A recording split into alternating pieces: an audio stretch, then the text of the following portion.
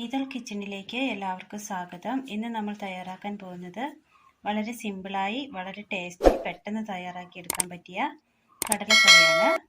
അതിനായി വെള്ളക്കടല ഒരു രാത്രി കുതിർത്തത്, തേങ്ങയുടെ 2-ാം പാലും 3-ാം പാലും, തേങ്ങയുടെ 1-ാം പാല്, സബോള പൊടിയായി അരിഞ്ഞത്. ഇതിനി എങ്ങനെ തയ്യാറാക്കാമെന്ന് കൂടി നോക്കാം. അടുപ്പത്തൊരു കുക്കർ വെച്ച് കൊടുത്ത് അതിലേക്ക് കടല ഇട്ട് കൊടുക്കാം. തേങ്ങയുടെ 2-ാം പാലും 3-ാം പാലും, ഉപ്പ് ആവശ്യത്തിന്, കാന്താരി മുളക് എരിവിനാവശ്യമായത് നടുകീറിയത്, മൂടി വെച്ച് വേവിക്കാം. അടുപ്പത്തൊരു ചട്ടി വെച്ച് കൊടുത്ത് അല്പം എണ്ണ ഒഴിച്ചു കൊടുക്കാം.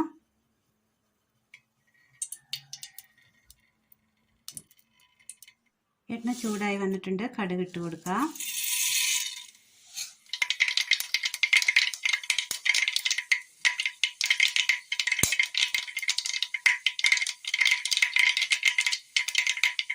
കടുക് പൊട്ടി വരുമ്പോൾ അതിലേക്ക് 3 ഗ്രാമ്പൂ ഏലക്കപ്പൊടിയും കൂടി ചേർത്ത് കൊടുക്കാം. ഇഞ്ചി പൊടിയായി അരിഞ്ഞത്,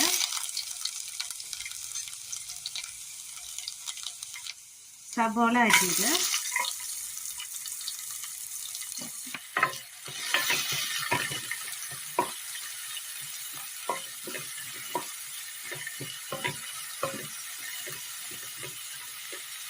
ബ്രേക്ക്ഫാസ്റ്റ്, അപ്പം, ചപ്പാത്തി, ദോശ, ഇഡ്ഡലി ഏതിനൊപ്പം വേണമെങ്കിലും കഴിക്കാം. ചോറിൻ്റെ ഒപ്പം തന്നെയല്ല.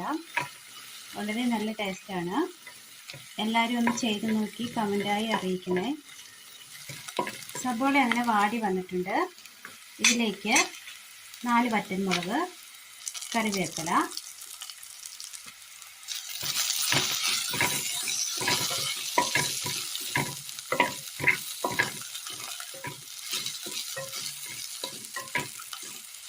കടല അങ്ങനെ വെന്ത് വന്നിട്ടുണ്ട്.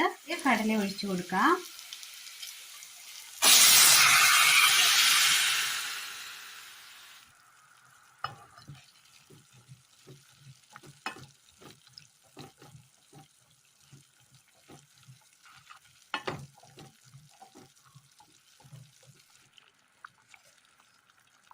വെന്ത് വെച്ച കടലയിൽ നിന്ന് അല്പം നമ്മൾ മാറ്റി വെച്ചിരുന്നു. ആ കടല മിക്സിയുടെ ജാറിലേക്ക് ഇട്ട് കൊടുക്കാം. ഇതൊന്ന് അടിച്ചെടുക്കാം. ഇതിലേക്ക് നമ്മൾ അരച്ചു വെച്ചിരിക്കുന്ന കടല ചേർത്ത് കൊടുക്കാം. നന്നായി ഒന്ന് മിക്സ് ചെയ്തെടുക്കാം.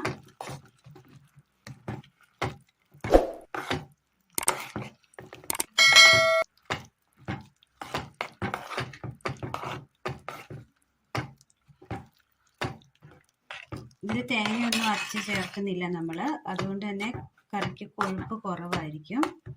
ഇപ്പം നല്ല കൊഴുപ്പായി വന്നിട്ടുണ്ട്, കുറുകി വന്നിട്ടുണ്ട്.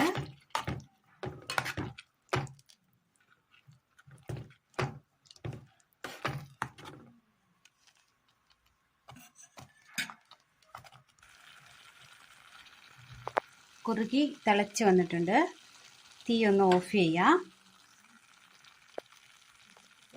ഇനി ഇതിലേക്ക് തേങ്ങയുടെ 1-ാം പാൽ ഒഴിച്ചു കൊടുക്കാം.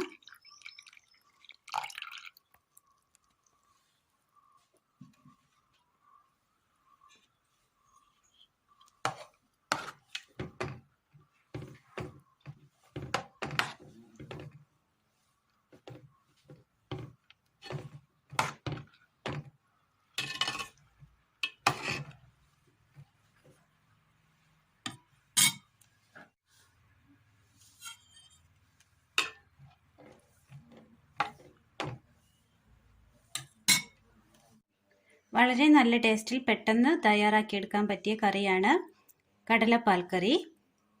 അധികം മസാലകളൊന്നും നമ്മൾ ഉപയോഗിക്കുന്നില്ല. കുട്ടികൾക്ക് പോലും ഇഷ്ടപ്പെടുന്ന രീതിയിലാണ് ഇത് തയ്യാറാക്കിയിരിക്കുന്നത്.